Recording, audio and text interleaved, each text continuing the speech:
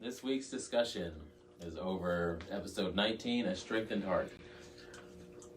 Well, I listened to this a long time ago, and when I saw the title, I was like, oh, it's probably just talking about strengthening Moses' heart. Not at all. No, I bet. The opposite. So, Esteban. Say, Carlos. What's up, dude? Some cafe. Give a straw. That way you don't get stuck. Get that last drop. So this was not so much scripture-based, just question-based. And it reminds me of why Abraham. It's kind of like why Pharaoh. Why Passover. Why not Freedom Day? I like that. It was funny. Mm-hmm. Yeah. Funny, I never even thought about why Passover. Yeah. I just assumed don't think Passover. So. It's a name and it's the Bible. We don't really question names. So true. So he didn't really go into the broke-necked donkey that much. But it was weird that they always have it in their Tefillin box. I never knew what that was called until today. I knew they had a box of scriptures. I just didn't know. Well, I just thought it was on the forehead. You said on the forehead. Yeah. So I guess it's on both. I've seen it on their forehead. Yeah. And I've seen them bind their arm with stuff. Like scripture or whatever. Thank you. A lot of stuff we don't know. Yeah. As American Christians. So one of the first two scriptures they have inside the Tefillin is, "Hear, O Israel, the Lord our God, the Lord is one." The second one is, "Love the Lord your God with all your heart, with all your soul, and with all your strength." Mm-hmm. And then the next one is about the broken-necked donkey. That's so weird. Yeah. It is. Of all the... Because the first two are the first two commandments. Uh-huh. And then where does this broken-necked donkey come out of? I mean, I know it's part of Mosaic law, but there's 8 more commandments. I guess it's just it's such a serious thing. If you don't give it to God, you have to go out and kill it in order to give it to God. And he didn't mention if there's anything in the Jewish tradition to say why. Right? Why they put that in there? I mean, probably those old Jewish rabbis thought of something, but who knows? Yeah. I mean, because they had to whittle it down from all the laws, right? Yeah. Well, they were talking about it being the firstborn. Mm-hmm. All the firstborn belonged to him. But because it wasn't a clean animal, you couldn't take it to the temple. Like, in a way, it makes sense that you would take the donkey out and kill it. But again, the question is why. But maybe it has to do with the firstborn, the seriousness. Mm-hmm. And I guess you can always equate that to the first of everything. You should go to God first. I guess what other, one scripture would take you back to the Passover? Yeah. Well, and encompass the whole thing. I don't know. But for a minute, maybe think about Cain and Abel. How Cain took him out into the thing and killed him. But Cain was the firstborn, not Abel. So I don't think that's related at all. It just makes me think about how many times God had said that they were such stiff-necked people. They were like donkeys. They were just so stubborn. And I was wondering stiff-necked. I was wondering if they were,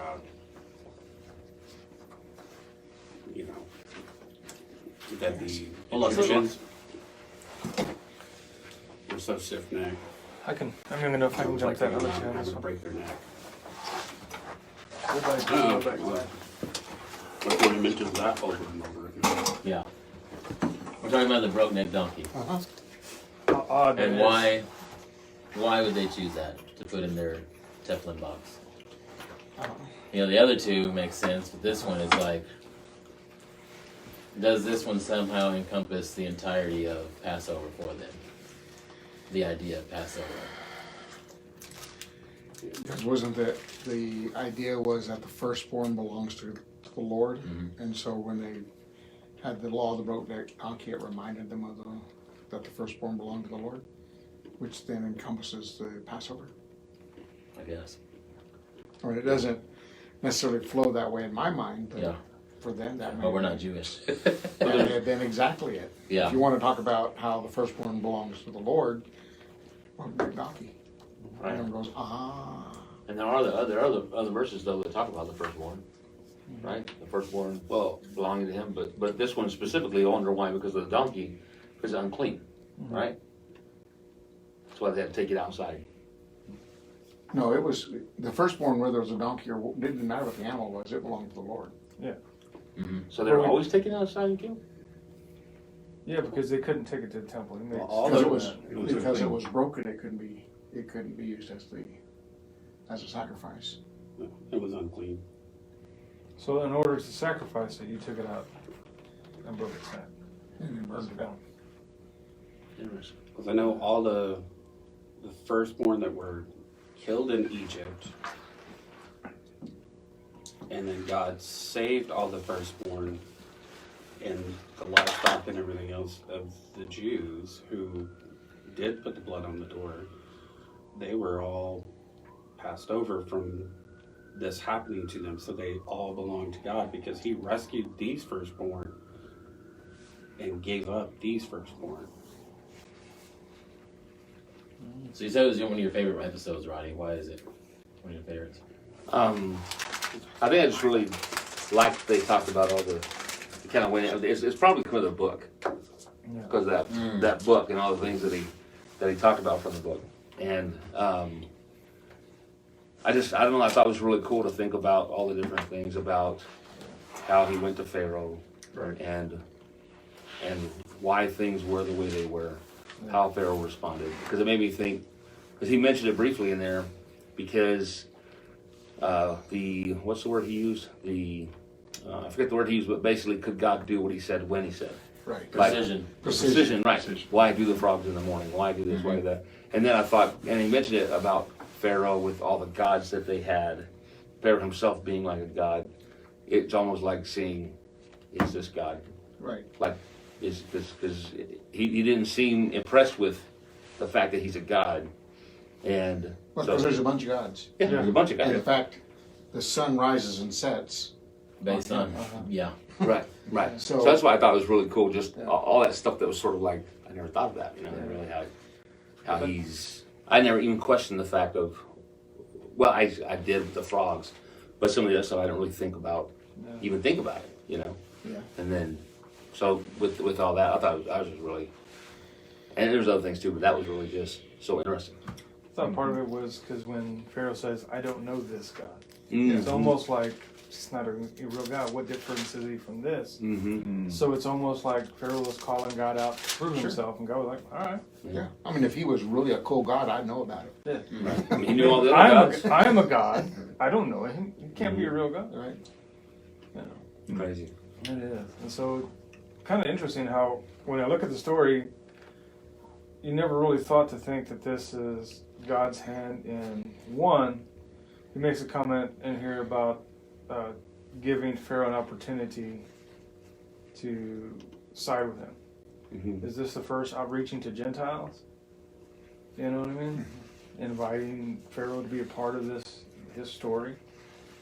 And so that's interesting. And all of this was not God punishing anybody. He was not mad at anybody, but God showing himself as God. Right.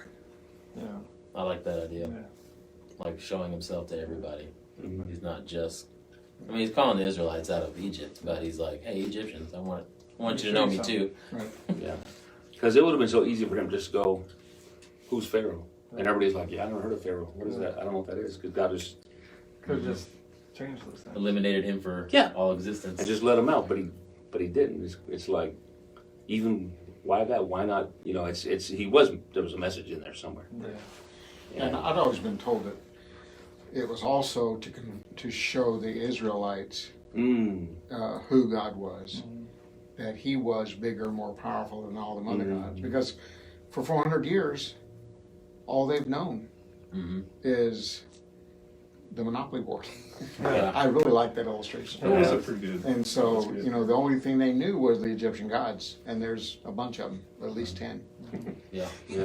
And so God did all these things not only to show Pharaoh who he was, but also to show the Egyptians, or the Israelites, who he was. Yeah. And Yeah, because we could tell that at some point they had forgotten him. You know? Because in the last episode, it talked about they didn't cry out to God directly; they just cried out. Yeah, right. They were crying, but they didn't know who they were crying to. Yeah. Mm-hmm. Yeah. So I guess for the sake of discussion, do you want to explain the Monopoly board? Well, he gave the illustration that if you live on a Monopoly board, then and you saw that it was made by Parker Brothers, you might have the discussion. Well, Who's Parker? who's Parker? Do they even exist? The only way you could explain it would be based on what you know from the Monopoly board. But Parker is bigger than the Monopoly board. So there's no way they would ever be able to describe what Parker Brothers was while they lived on the board. And the same is true for us in that we live here and we try to talk about God based on what we know. And we don't even know. We don't even understand his name. We don't know. We don't know. We don't even know. And and I see that also like in Revelation when it describes heaven. That's the Monopoly board trying to explain what heaven looks like. Yeah.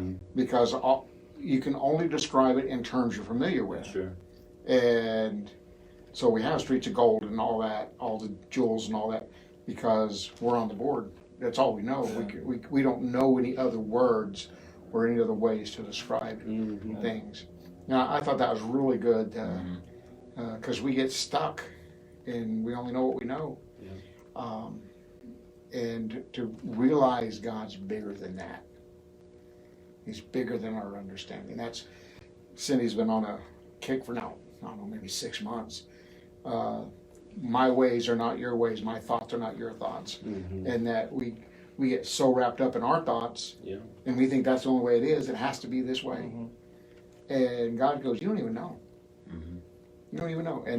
And so we try to understand God based on our board that we're living in. And so why he doesn't do something, why he does something, and why did that guy get elected president when he should have elected this guy? Yeah. But God says, you don't even know. I have something. Yeah. My plans are so much bigger than this election. You don't even know. Yeah. You don't even know. But yet we get all weirded out and all messed up and all that because we're stuck on the board. Yeah. It's in the text, and I feel kind of dumb now just reading on in the text. It says, in the days when your son asked you, what does this mean? Why do you break the donkey's neck if you don't redeem it? Say to him, with the mighty hand of the Lord brought us out of Egypt and out of the land of slavery. When Pharaoh was stubbornly refused to let us go, the Lord killed the firstborn of both people and animals in Egypt. This is why the sacrifice of the Lord of the first male offspring of every womb and redeem each of my firstborn sons. So it's because Pharaoh acted like a donkey.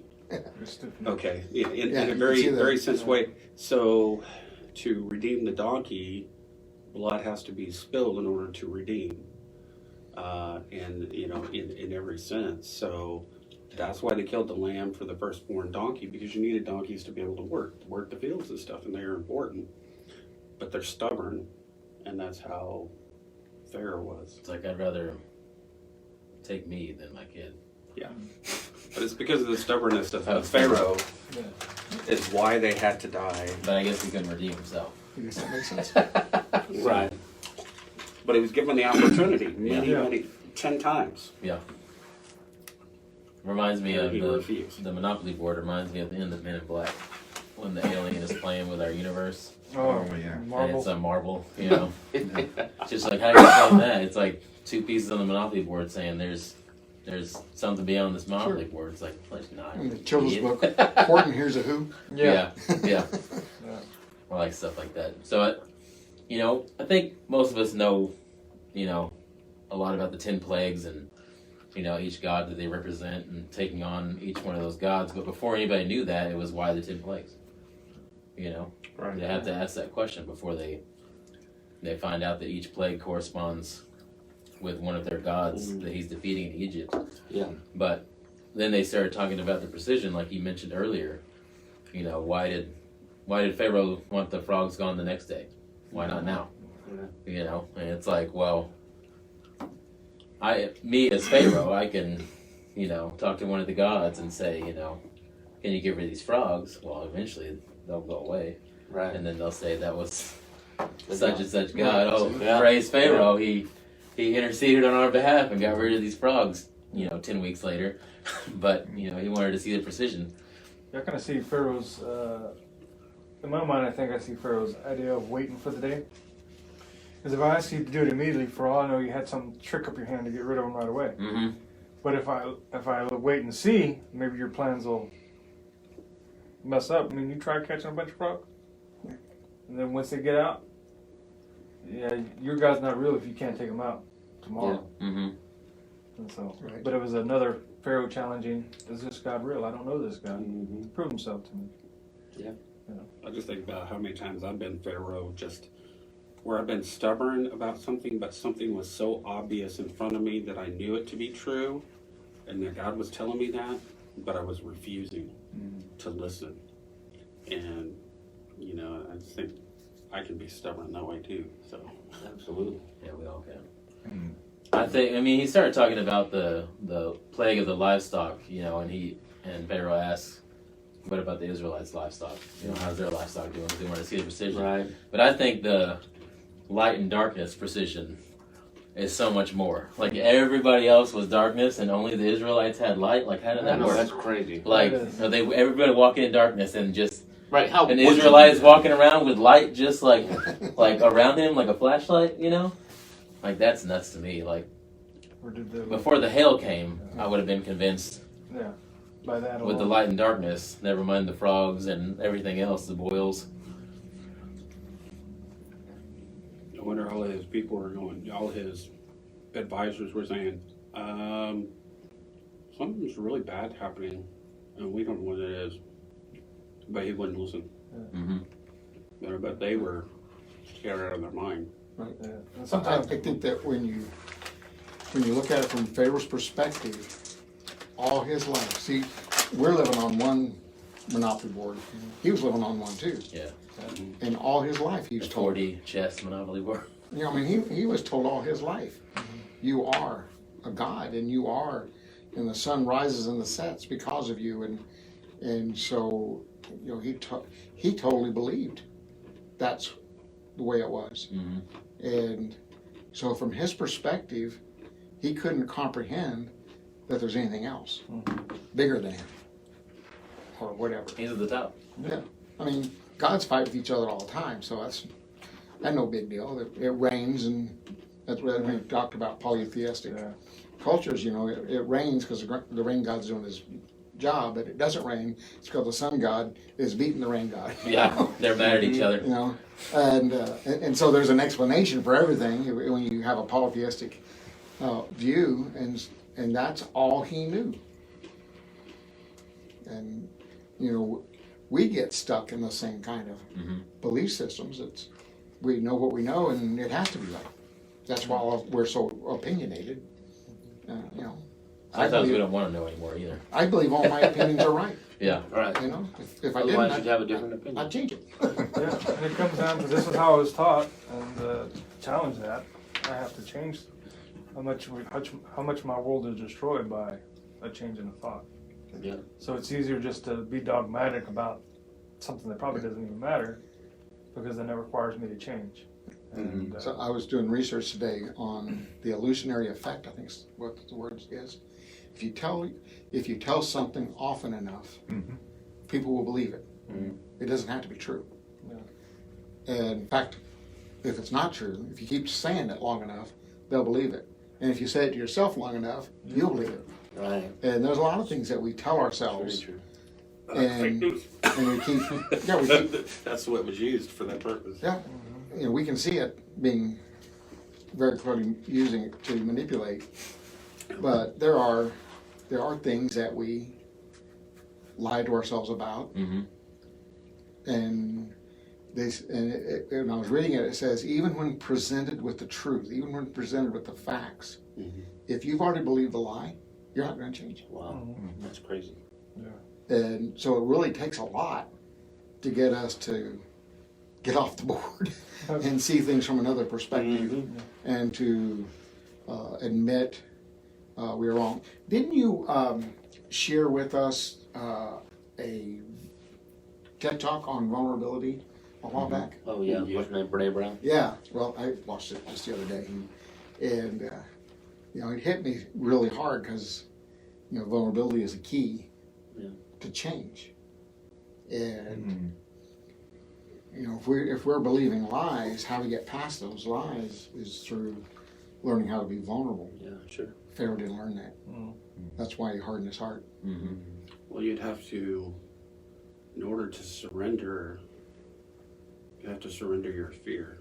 And this fear of loss of power in any possible way would have been tremendous, And I look at my employers sometimes, all the bosses that I've had, and I look at things in the office that could be a lot more efficient, run smoother, and I do make those suggestions. Some listen, some won't. Some have done what they do for so long, that's all they knew, and all they know how to do it that way. If they change, it's almost fearful that it's this mountain that they would have to cross in their mind of fear and unknown, but it would work so much better. And they can see that it would work so much better, but they're not going to go there no matter what. And that's what happened to Pharaoh. That's exactly what happened. He knew God's bigger than him, but he couldn't change it. Yeah, that's a little scary. That's a little scary about us, right? Yeah, it is scary. And I was, it's so funny we're talking about this. I was thinking about that this morning about, am I arrogant sometimes? Am I? Is that I'm thinking, rhetorical? am I was just thinking, you guys might have an answer. I was just saying somebody told you. You guys might have an answer. No, That's funny. Mary made a comment not years, but maybe, I don't know, a long time ago. She said, sometimes I think you're not as humble as you think you are. Oh, yeah. And I was like, I don't go around thinking I'm so humble. Wait a minute. I don't I'm think the most that. humble person I know.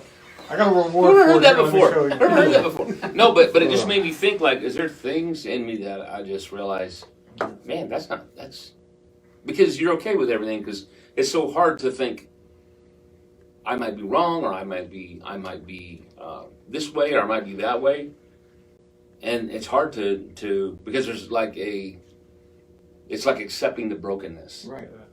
and you might not even be aware of the brokenness, Right. but you don't want to be broken, right? And so I was thinking, it really kind of scared me. I was like, I don't want to not know what's up with me, but then too, I was thinking, I was taking notes and stuff, and I wrote down to it, then maybe think about David saying, search me, O Lord, if there's any, and I thought, that's scary too. Yeah. I don't know if I want to pray that or not. Got the flashlight on you.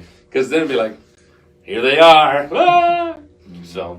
It's then he'll It roll is out a scary list, and stuff. they're I'm just talking about one thing. Let's just start at one thing. Because he always teaches us to ask questions, and I think of questions like, what if Pharaoh would have chosen to surrender, not give up? It's not giving up or accepting defeat, but surrender. How different Egypt history would have been. How different this story would have been if he would have chose surrender. I give in to God. Egypt could have been a holy land. Then, who knows? What if? But Pharaoh chose to be a donkey and refused to, because out of fear, I wonder where that phrase comes from. What's that? Calling somebody a donkey. I've been called it a lot I have to. in my life. Imagine if he had changed his mind, let him go. All those Egyptians wouldn't have died in the Red Sea. It's kind of one of those ideas as a man. All the Your mistakes don't just affect you. you. Kind of one of those things I realized when I studied biblical manhood. Nothing's about you ever again. Your whole life. I was a child, I spoke as a child. Now that I'm a man, I put away childish things. So those things that there's nothing really about me anymore. Everything's about someone else. Y'all are married men. Y'all go to work. Why? Take care of your families. Take care of somebody else.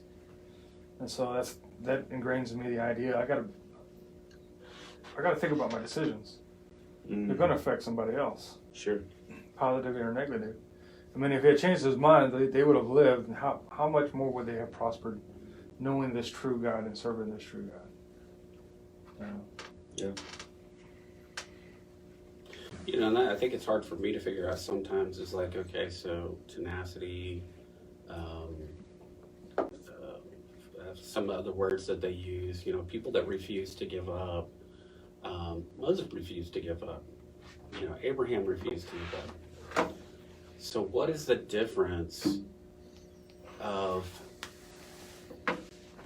people that we look up to, you know, military generals and stuff who refused to give up, you know, at a war, and that's how they won the war, or they won that battle is because of their fortitude. So what is the difference between that and what Pharaoh had? If he had fortitude, refusing to give up, why is he called stubborn? Why these other guys are called heroes? That's depends who's fighting, beside you fighting now. Yeah. So it's just a thought, just a question that kind of came into my mind. Why was he called so stubborn and refusing? I guess because the answers were so obvious in his face and he refused to accept it, where the answers for others aren't, and their decisions came out justly and true. So Well, and he was stubborn against God's clear will. yeah, When those guys go into battle, a lot of times it's you don't know to save people or to help people or for good. Versus God is like, hey, do this. And you're like, I'm not going to do it.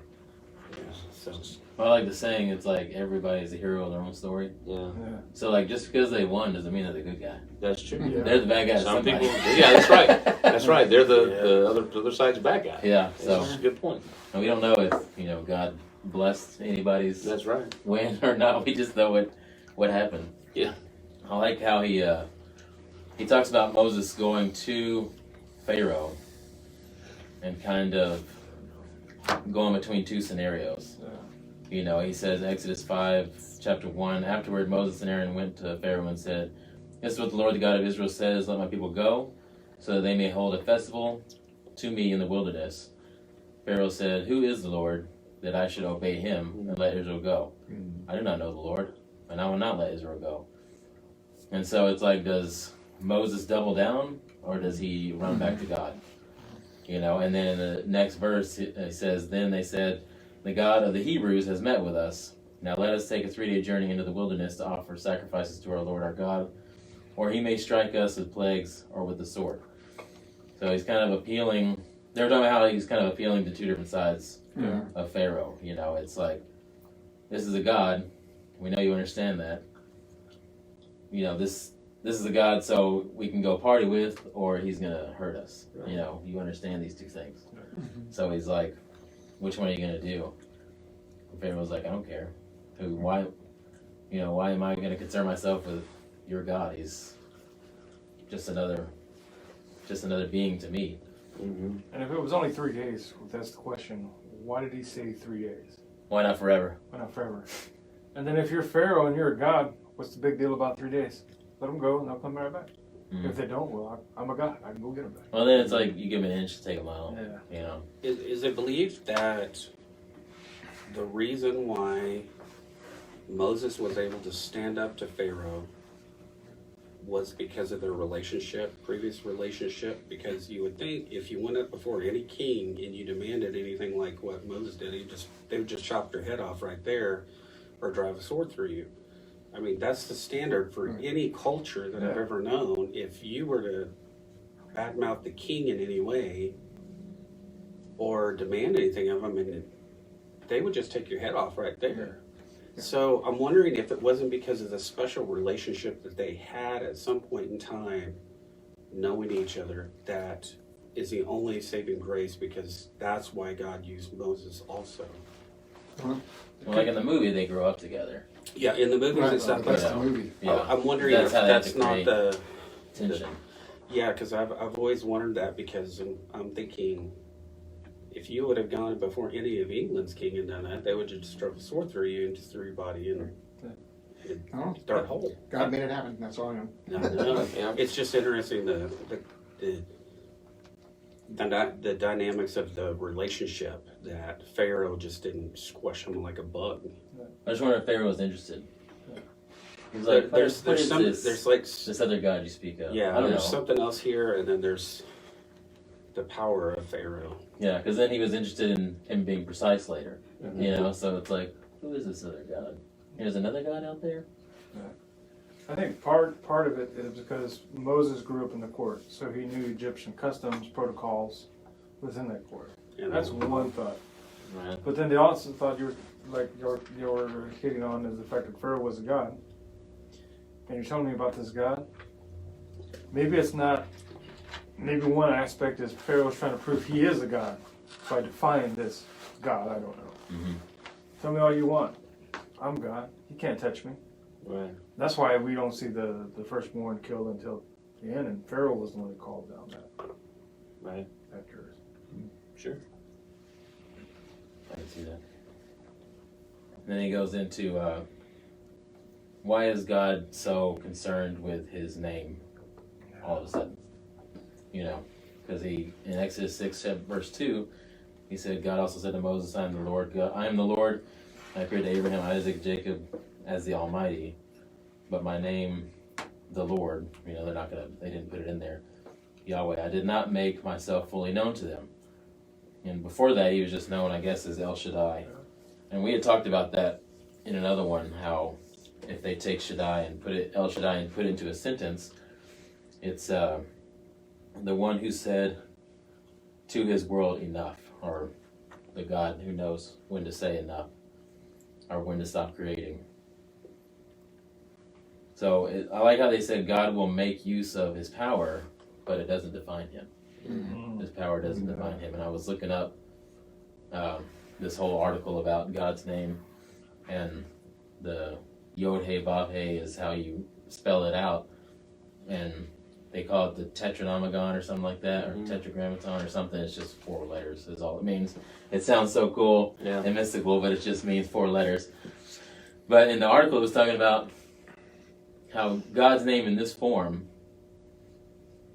is different than his name in its other forms. His name in his other form basically describes his power. And this describes his relationship to his creation and how he wants to set things right all the time. It said because you were talking about when they killed the firstborn people, the sons and the animals. Yeah. It said when God comes to judge the animals, he is Elohim. And when he comes to be with his people, he is Yahweh. So it's like that whole difference. And I was also reading that article you gave us last week on Shalom, and how Shalom isn't something that we do. It is us. Like, it's our way of life. It's not like a checklist of things that we do. We are to go be Shalom to the world, not just acts and deeds and stuff. So all that, that went down a rabbit hole for me. I didn't know if anybody else had any comments on God's name, or That was another part I love this. Yeah, it was one of my favorite parts, just because it helps me to realize you cannot put a tag on God and that describes him. Mm-hmm. Yeah. You know, he's bigger, he's more than that. Yeah, he's powerful, he's a creator, but he's not just the powerful creator. He's not just that. Yeah. And when we start getting God to be just, Put him in a box. put him in a box, then we don't understand at all who he is. Put him on the Monopoly board. Yeah, we just put him on the Monopoly board so that we can understand him. Ooh, that is what we do. And he's like, I made the Monopoly board. I'm not on the board. I am. I'm so far above this, you don't even know. And I really, to me, that's where you can sit back and just contemplate Yeah. and rest and let that wash over you for a while and realize who wants to have a relationship with me.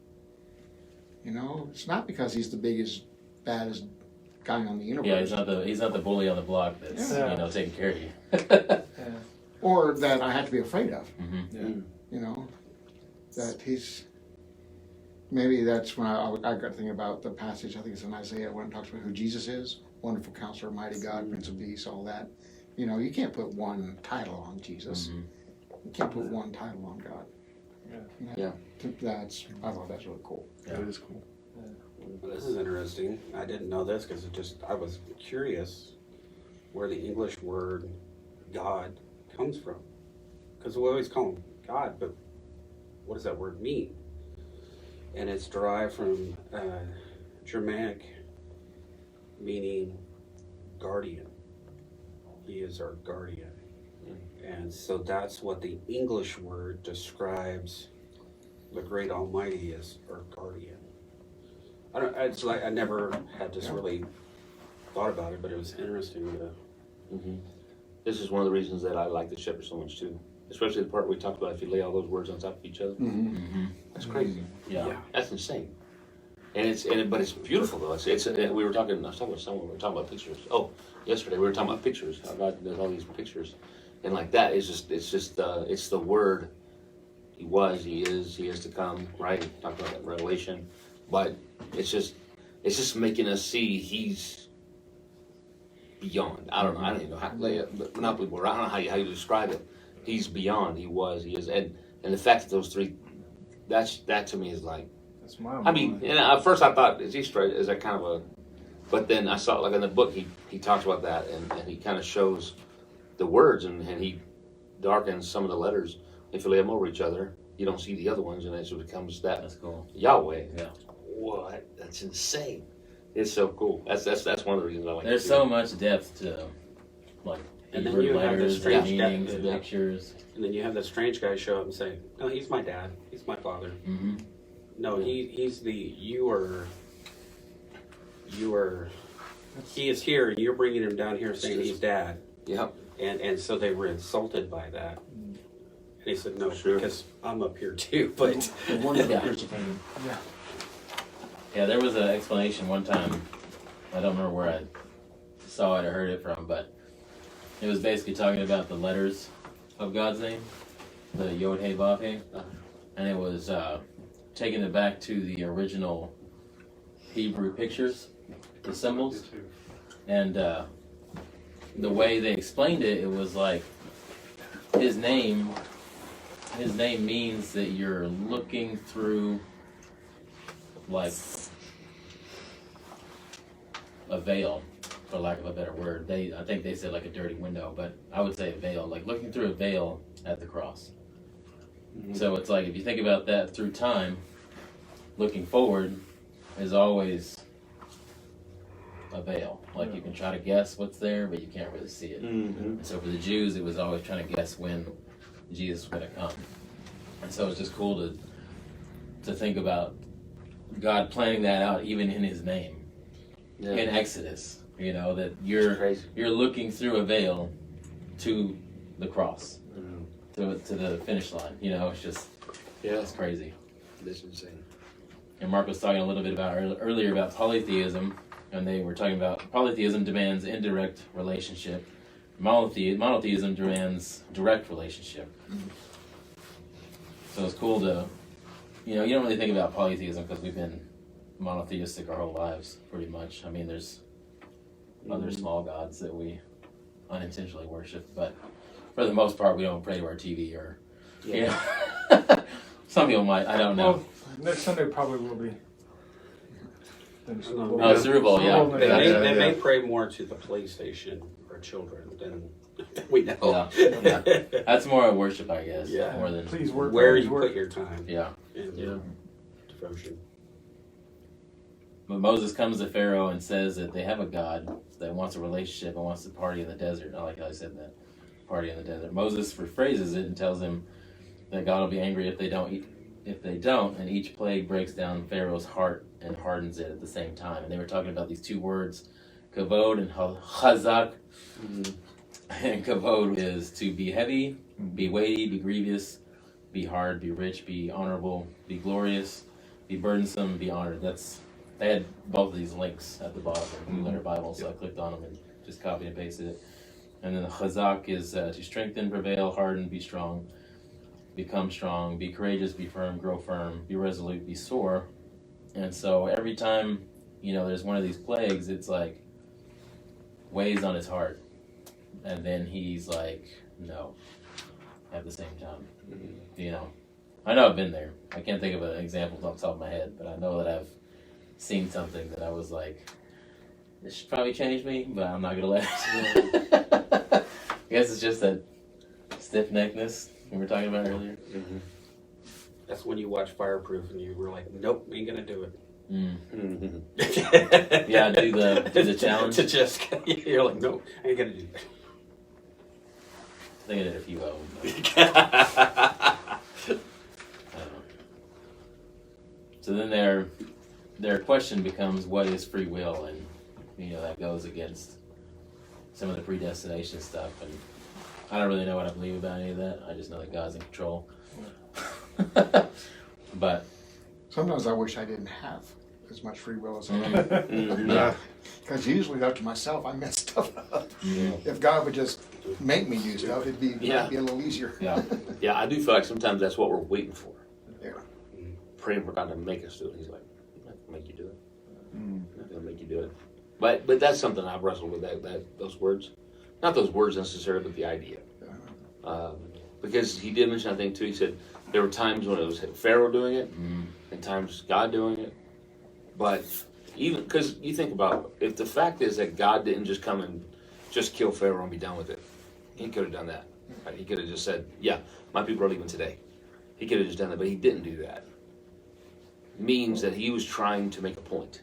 Right. I think that's the point. He was trying to make a point, and so sometimes maybe he wouldn't let Pharaoh soften his heart Right. Because we're because he's not trying done to make yet. a point. Yeah. We're not done yet. Yeah. You're ready to give up, but you haven't surrendered. Yeah. Yeah. And there's a difference. Yeah. Yes. Where His knee didn't bow. you might be ready to give up on this, but you haven't surrendered. So I'm going to harden your heart because I got another lesson to teach you. It's scary too. Yeah. God out of all of this Change, please. was looking to become the God of Pharaoh, not just break Pharaoh. Right. He wanted Pharaoh to recognize and see him and become his God only, also in all of Egypt. But he refused. Yeah. I guess he was inviting Pharaoh to Shalom. Yeah. He was invited. He was like, stop being in this empire mindset of yours. And I kind of think about Egypt probably had a lot more shalom, 400 years. Jacob being there in how he ran things and what he did, there was more shalom because he met the needs of the people and took care of people. Now that's been forgotten, and Pharaoh is just hard as nails and like, I don't care about people, I am it. They can go die. I don't care if they're my people, your people. I will throw them to the flames. I'm going to do it my way. And there wasn't any shalom anymore. Yeah, it's so crazy. We don't hear anything about Egypt after. Yeah. He doesn't say what they did after. Right? He just goes straight to the story of the Israelites. They weren't part of the story anymore. So it didn't matter. They were inconsequential. Yeah. They were just a setting. Yeah, like you said, all the way up to this point, Egypt has always been in the picture. Yeah, there are some stuff in the divided kingdom when they're making treaties and powers and all that kind of stuff, and doing all that wars and stuff. But they were inconsequential. Yeah. They might have been the most important nation in the world, but they were inconsequential. That's crazy too. Yeah, Bathsheba. Who was it that Solomon had someone from Egypt that brought him all the gold because of his wisdom? Bathsheba? Yeah, Was it Bathsheba? No, Queen of Sheba. Queen of Queen of Sheba. Sheba. Yeah. That's what she was like. That's No, that's not right. Egypt was always there, and they had their own history and their own, and it went on, but, and it would interact with Israel from time to time. But in this particular story, it's kind of like they left, but they were constantly always reminded, remember about what happened in Egypt. Remember what happened in Egypt. Where am I taking you? But I think that's interesting, right? Because that's when you think about how our story mirrors, or the Christian story mirrors that of Israel coming out of Egypt and all that. Egypt was always still there. Mm-hmm. For us, sin's always still there. Yeah. It's just whether or not we could choose to live in it if we wanted to, but we're out. And so now it's like, but it's still there. That kingdom or whatever still exists, and we're still around it. It's always a threat. That's so interesting. Or something you said earlier that kind of sparked me off onto another train of thought. But you were saying how, Moses didn't lead like a bloody revolt against Pharaoh. He could have. He got armed them all. So I guess that's what he was trying to do when he killed the soldier earlier. Probably. But it made me think, so all the Jews know the story and how God rescued them from Egypt. Mm-hmm. They never thought about this in Rome. All they could think was, we're waiting for the king to come and free us all, and he's going to through a bloody revolt. Lead this bloody revolution. And they couldn't see that he was going to come and bring shalom instead. Yeah. It wasn't by force that I'm going to bring my kingdom. It wasn't by your force, like you did with Moses. I guess they just look at all the other stories and think, oh, well, Gideon. Well, you get your narrative, and that's what you believe. Mm-hmm. Or you can get a jawbone of a donkey and go beat some people up. Yeah. And what's crazy is Jesus rode a donkey into town. Donkey is mentioned so many times. Talking donkey, here's a donkey And here. How stubborn Saul was. Son, Saul was the king of the donkeys because Israel was so stubborn. He was a donkey herder. And then and then David was a shepherd of sheep. And so it talks about the kingdom being two different parts like that at that time because they were so stubborn that he sent them a donkey herder because they wanted a king because they were a bunch of donkeys. That's good.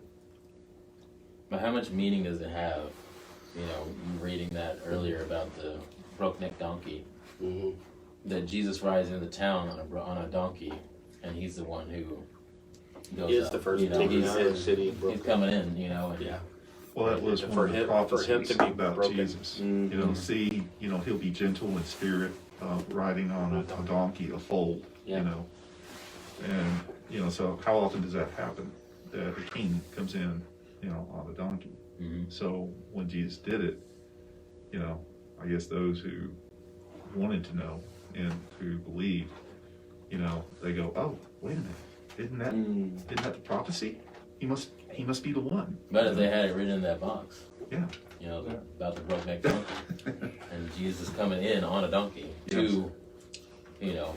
die as the firstborn. And then all the Pharisees and Sadducees are looking at him, well, he knew his text and he just copied it and just is imitating what he wants to say it is. And that was their point of view, is he was just imitating what he had read. Yeah, they're like fake news. He just fake news it. So he was talking about how God really wants Pharaoh's heart. Mm. And God wants to make sure that Pharaoh understands. Pharaoh understands the power and the problems, but God wants Pharaoh to bend the knee, not just to God's power, but to his will for this world.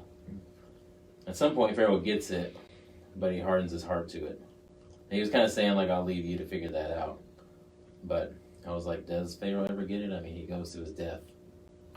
Well, he goes back and forth on. Yeah. He's wavering back and forth. Yeah, I don't know what happened when when his army didn't come back because they were all drowned.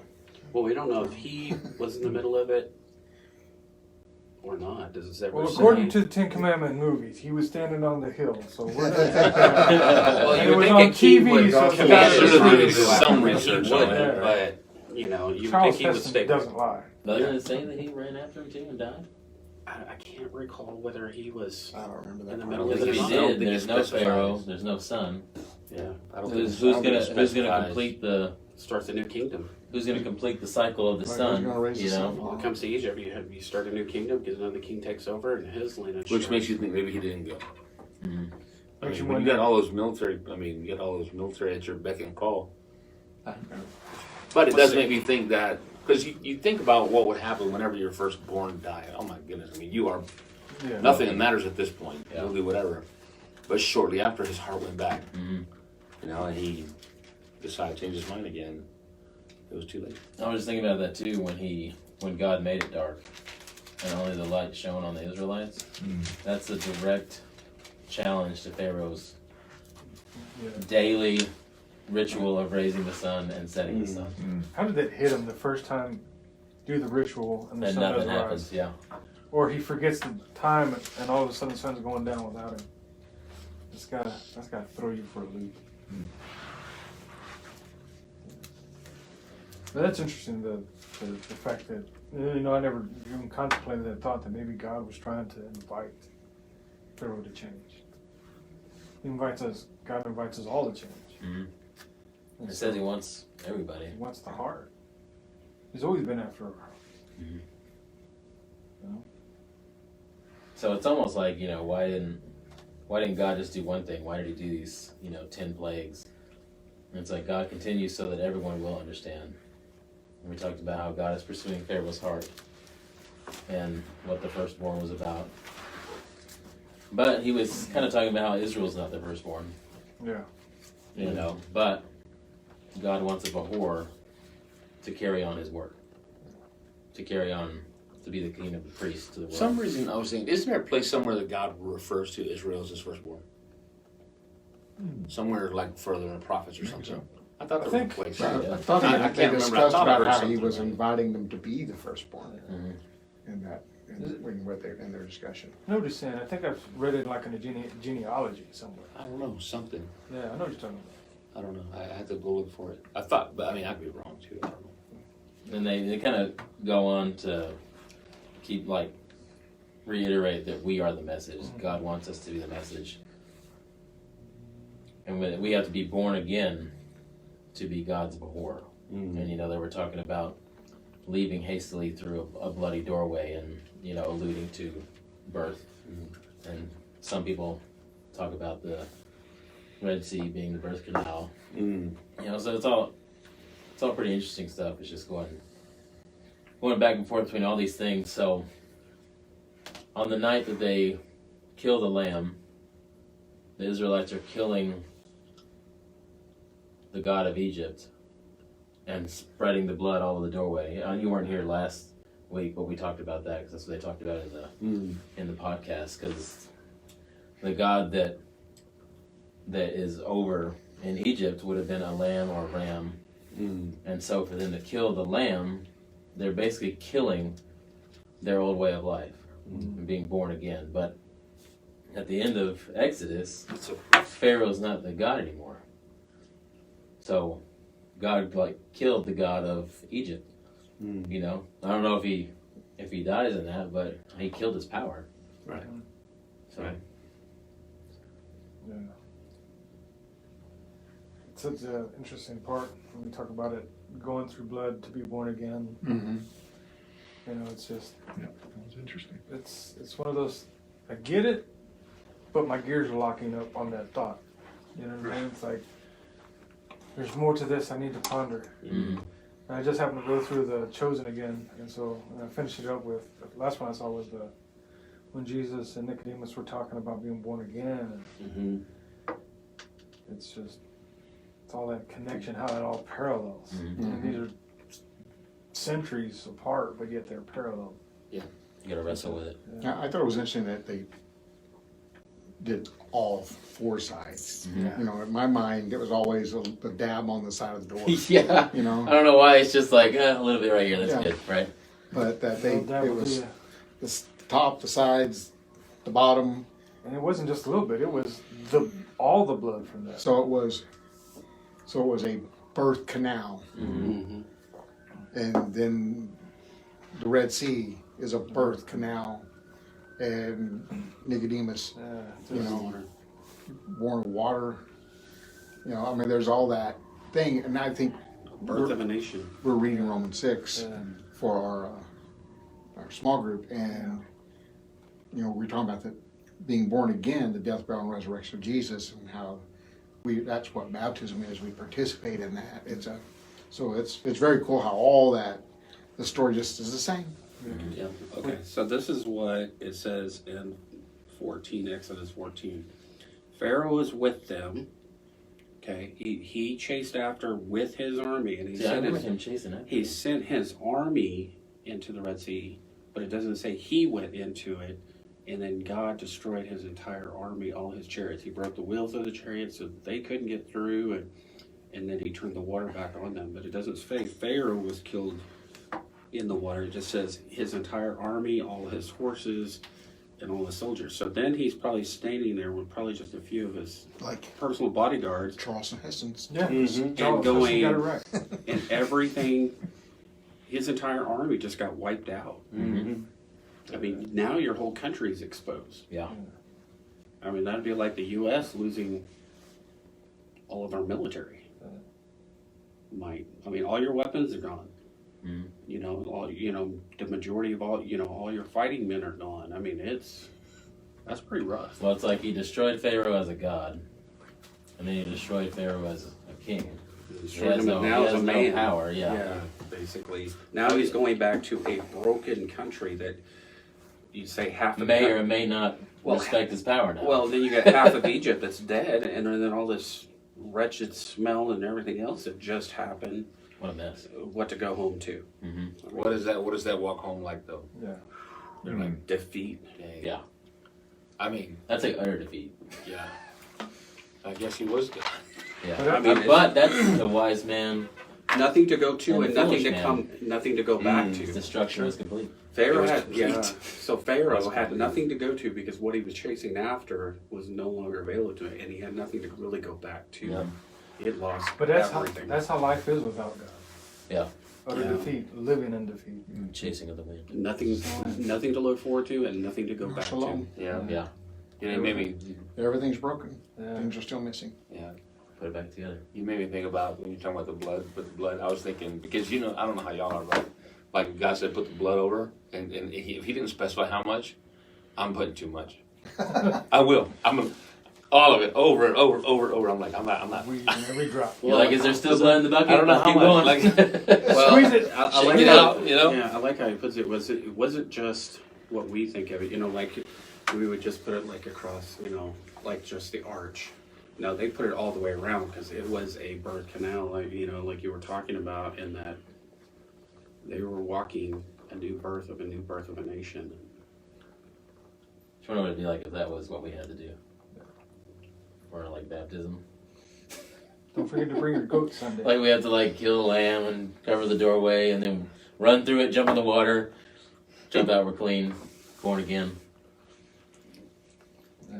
I do think it's interesting that I guess because we're such an individualistic nation, for them when they came out of of Egypt with the blood and everything, they came out, they went through the water, and now they're a new people Yeah. together, Mhm. and we A new come out. we. I'm a new person. I'm a new versus we. Right. You know. Which is one of the things we need to learn in order to be shalom. Mm-hmm. We have to be a people. Yeah, people. Right. Yeah. Yeah. It's not something we do individually. Right. You don't be shalom as an individual. Right. And that's 1 Peter 4, once you were not a people, now you are a people. He's talking to us. Right. We're a people. We are A people. we, But not we- an I. We I love that phrase. we look at ourselves, oh, I'm a member of the church. Yeah. And but I retain my individuality. Mm. Yeah. Where if we're going to really be shalom, Yeah. then we lose a lot of our identity. Mm-hmm. Our identity is that we're Christ. the people of God. That's right. That's right. There's Yes, a sir. there's a That's balance. why I think we need to study that and preach it more. For sure. I was going to say, I think there's a balance. To me, that's been in my heart lately, a balance within the body. And that begins with a view of God. Because when I begin to understand and have a view of God, I'll see myself. And that'll teach me how to see and respond to everyone else Right. based on that same viewpoint. And I think sometimes we become so individual within a group that God only sees me and I can't see you that way. Mm. And so Sure. that, Yeah. yeah. I mean, that's a dangerous thing. I think we need to talk about it in our small groups about the pandemic has brought out a whole lot more. It's all about me Yeah. and individuality and what's best for me and what's right for me and I got to do me. And we forgot a we. Yeah. Yeah. That's America, though, Yeah. man. That's exactly how we are. We've lost our connection. Yep. I think the sermon at Sunset Sunday was about how we've lost our connection through the pandemic, and that's the work of the devil. Sure. Satan comes to steal, kill, and destroy. He wants to divide us so that the wheat can be eaten. Yeah. all that comes out there, and we've got to see more of what it means to be the people of God. Yeah. From the heart, Yeah. not from legislation. Right. Because I've been on the side where it was legislated, and there was a we because it was legislated. Yeah. But it wasn't a we because we wanted to be. Mm-hmm. And we've got to learn how to have transformation of the heart, not just behavior modification. Sure. Mm-hmm. Yeah.